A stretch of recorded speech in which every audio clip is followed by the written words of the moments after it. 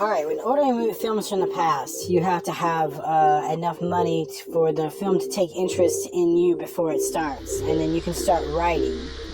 Once you get that, you'll get like a strange tone, like the bat or the rat or something like that, and then you'll have to take sort of that thing and make a different story of it, and try to use it with fair use or something like that, because that's how you'll very easily obtain rights. Fair use rights very easily obtain rights.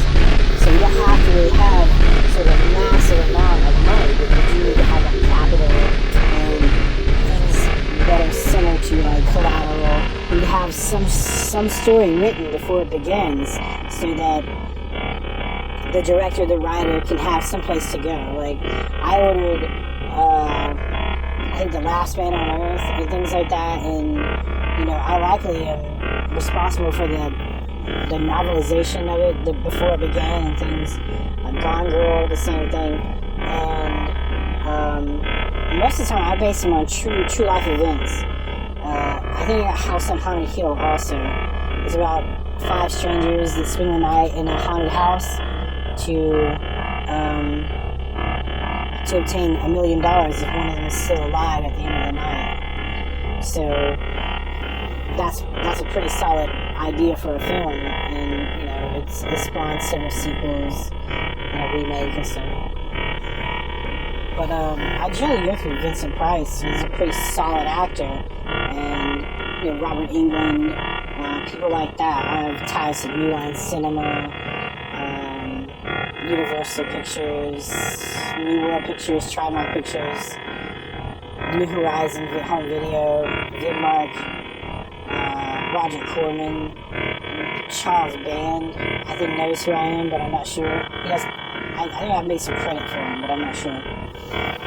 So those are pretty well-respected people, especially Charles Band. Charles Band doesn't get a lot of credit. Alright, Charles Band doesn't get enough credit to me. He has these really amazing films like Subspecies and Puppet Master, and amazing titles also. Subspecies, Puppet Master, Shadow Zone, Doll Man, or something like that. They're pretty solid transfers. Those are pretty solid titles that really do not get enough credit, and probably didn't have enough money, or the bank wasn't balanced enough to take them on. But I have a pretty solid balance, and I could take them on eventually. I'd love to order some films from Charles Band. I'll look into it, and you really need to have like a backup plan too. So, what if you don't make it in the film industry? What if you don't make it as a writer? You should go into poetry or short story writing or songwriting. There are all sorts of other things that you could do to have a backup plan if you do not make it into that industry. I generally make it where I'm going.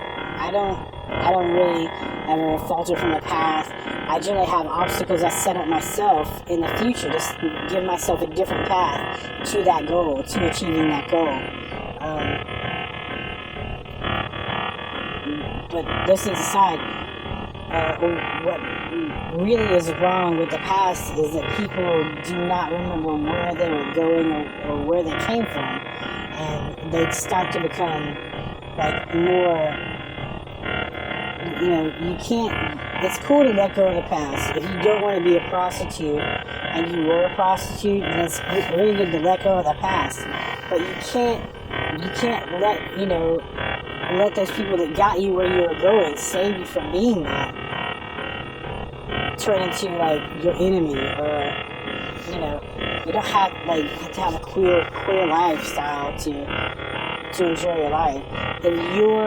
If where you are going as a non-prostitute isn't you feel like you can't reach it, you may want to set for a lower goal, and then achieve that goal from that time. If you were going to be a model, if you weren't a prostitute, then aim for being a pretty solid housewife, and then go be a model.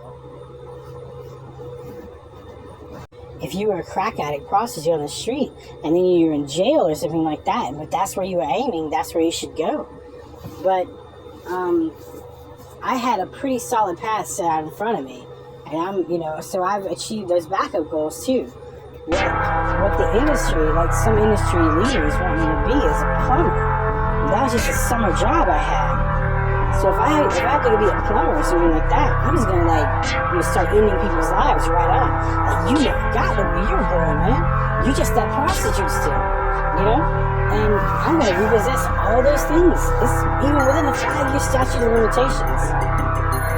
So, a lot of those prostitutes are in default on their loans, and so they're not gonna make it, right? So those paths are up for sale, like Miss Dudley.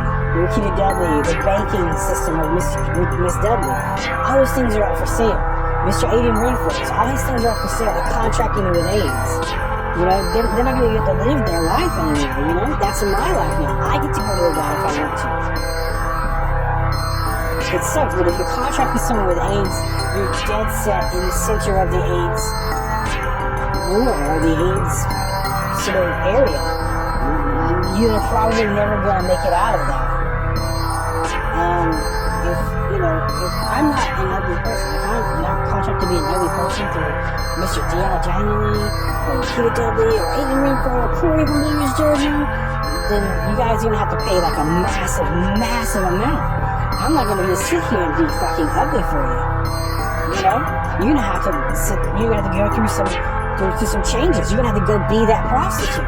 You're gonna go be that crack addict, I mean, like not the crack addict that's sitting in the house and living on the streets.